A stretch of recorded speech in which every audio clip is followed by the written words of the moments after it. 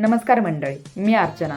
मंडळी, आपण मागच्या व्हिडिओमध्ये बघितलं होतं की आपण दिवाळी कशी साजरी करतो, का साजरी करतो, दिवाळी साजरी करण्यापाठीमागचा काय उद्देश आहे, काय हेतू आहे. तर आपल्या सर्वांनाच माहीत आहे की दिवाळी आपल्या महाराष्ट्रामधला असा एकमेव सर्वात मोठा सण आहे की तो आपण कंटिन्यू 5 दिवस तरी आपल्या सगळीकडे साजरा होत असतो. आणि हा जो सण आहे, हा जो 5 ते 6 दिवस साजरा होतो, त्याच्यामध्ये सर्वात पहिला दिवस म्हणजे वसुबारस. तर मंडळी, आज आपण हेच पाहणार आहोत की वसुबारस म्हणजे काय, वसुबारस हा पहिल्या दिवशी काय येतो, किंवा आपण वसुबारस कशा पद्धतीने साजरा करतो. आणि आपल्या महाराष्ट्रामध्ये अगदी पारंपरिक पद्धतीने प्रत्येक जण वसुबारस साजरा करत असतो.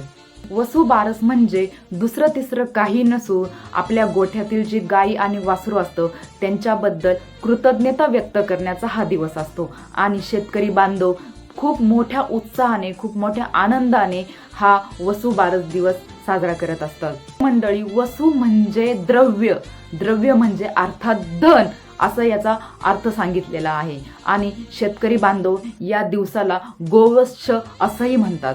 या दिवशी आपल्या जी गोठ्यातील गायी असते तिला मातेचा दर्जा दिलेला आहे. सर्वांनाच माहित आहे की गायी आणि वासरू किंवा गोठ्यातील जे जनावरं असतात त्यांना पूजनीय मानलेलं आहे. त्यामुळे या वसुबारसच्या दिवशी सर्वात महत्त्वाचा जो दर्जा दिलेला आहे तो या गायी आणि वासरांना दिलेला आहे. या दिवशी गायी आणि वासरांना पूजनीय मानले जाते. त्यामुळेच वसुबारस म्हणजे दुसरं तिसरं काही नसून गायी आणि वासरांची या दिवशी पूजा करणे म्हणजेच वसुबारस साजरी करणे असंही म्हटलं जातं. या दिवशी जी गायीची पूजा केली जाते, तर आपल्याला सर्वांनाच माहित आहे की गाय आपल्याला किती महत्त्वाची आहे.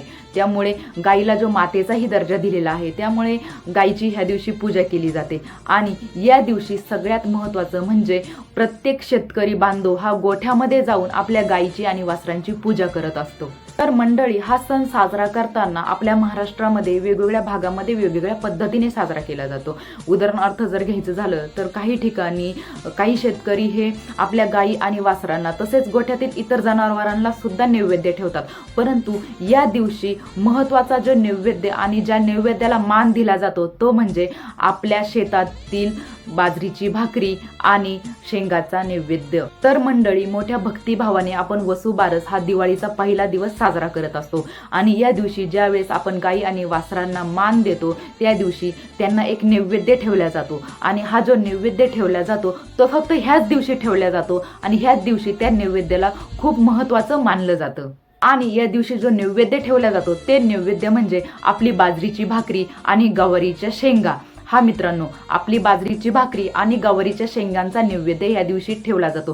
पहिला नैवेद्य हा घरातील आपल्या देवांना ठेवला जातो आणि त्यानंतर केळीच्या पानावरती म्हणा किंवा काही ठिकाणी पुरणपोळीचाही नैवेद्य ठेवला जातो. आणि वसुबारस या दिवशी हा नैवेद्य गोठ्यामध्ये जाऊन गाई आणि वासरांची आरती करून त्यांची पूजा करून हा नैवेद्य त्यांना दाखवला जातो. आपल्या ग्रामीण भागामध्ये हा सण मोठ्या उत्साहाने साजरा करतात.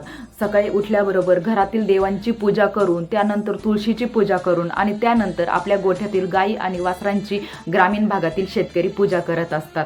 आणि या पाठीमागचा जो हेतू असतो तो हेतू म्हणजे लक्ष्मी देवीचं आपल्या घरामध्ये आगमन व्हावं म्हणून त्या दृष्टीने ही गायी आणि वासरांची पूजा केली जाते. कारण गायीला मातेचा दर्जा प्राप्त आहे हे आपल्या सर्वांनाच माहीत आहे. आणि या दिवशी सर्वात महत्त्वाचं म्हणजे शेतकरी जे आहेत आपले ते शेतकरी या दिवशी गाईचं दूध काढत नाही. आणि हे जे गाईचं दूध आहे हे घरामध्येही आणत नाही. आणि हे गाईचं दूध न काढता त्या गाईचं दूध त्या गाईच्या वासरालाच त्या दिवशी पिऊ दिलं जातं. महत्त्वाचं सांगायचं म्हणजे या दिवशी आपण सर्वांनी जी काही बाजरीची भाकरी किंवा गवारीच्या शेंगांची भाजी खाण्याची जी पद्धत आहे, यामध्ये जी बाजरीची भाकरी खातो ही जी बाजरी आहे ती बाजरी शेतकरी काय करतात की 15 ते 20 दिवस अगोदरच आपल्या हाताने ती बाजरी काढून आणून ठेवतात आणि ती वाळून त्याच्यानंतर ती कुटून आणि मग ती जात्यातून पीठ काढून आणि त्यानंतरच ती बाजरीची भाकरी खाल्ली जाते. कारण असं म्हणतात की आपण जे काही लोखंडाच्या अवजाराने जी ती बाजरी काढतो ती बाजरीची भाकरी त्या दिवशी खाल्ल्या जात नाही. त्या बाजरीच्या भाकरीला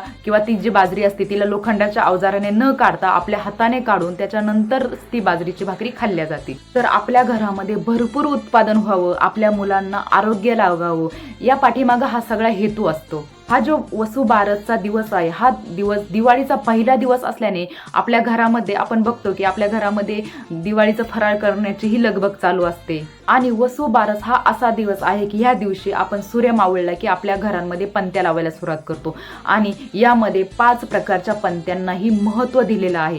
त्यातील पहिली पंथी ही देवतांची मानली जाते, दुसरी पंथी ही कुलदेवतेची मानली जाते, तिसरी पंथी ग्रामदेवतेची मानली जाते, चौथी ही गायीच्या गोठ्यामध्ये आपण लावतो, तर बाकीच्या ज्या उरलेल्या पंथ्या आहेत त्या आपण आपल्या घरामध्ये आजूबाजूला ठिकठिकाणी लावतो. आणि त्यानंतरच आपल्या ह्या उत्साहाला मोठ्या आनंदाने सुरुवात होत असते. आपण ग्रामीण भागामध्ये आपल्याकडे गायी आणि वासरं असतात, त्यामुळे आपण सहजासहजी पूजा करू शकतो. ग्रामीण भागामध्ये हा उत्सव आपण मोठ्या आनंदाने करतो, कारण ग्रामीण भागामध्ये आपल्या प्रत्येकाच्या गोठ्यामध्ये गायी वासरू असतं आणि त्यांची आपण भक्तिभावाने पूजा करतो. ग्रामीण भागामध्ये हा उत्सव मोठ्या पद्धतीने पार पाडला जातो, कारण ग्रामीण भागामध्ये प्रत्येकाच्याच घरामध्ये गायी आणि वासरू असतं आणि त्यांना नैवेद्य दाखवून त्यांची आरती करून मोठ्या भक्तिभावाने आणि आनंदाने हा सण साजरा करण्यात येतो.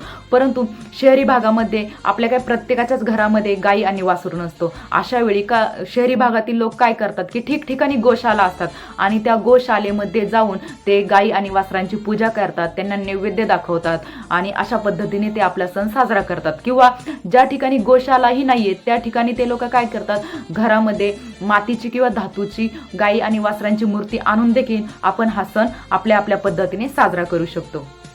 अशा प्रकारे गायी आणि वासरांची पूजा आपल्याला आरोग्य लागावं, आपलं उत्पादन चांगलं व्हावं, तसेच आपल्याला सुख लाभावं आणि या उद्देशाने आपण साजरा करतो.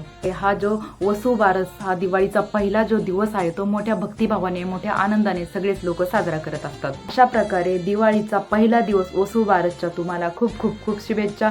ही दिवाळी तुम्हाला खूप मंगलमय आनंदाची जाऊ एवढीच अपेक्षा व्यक्त करते. धन्यवाद.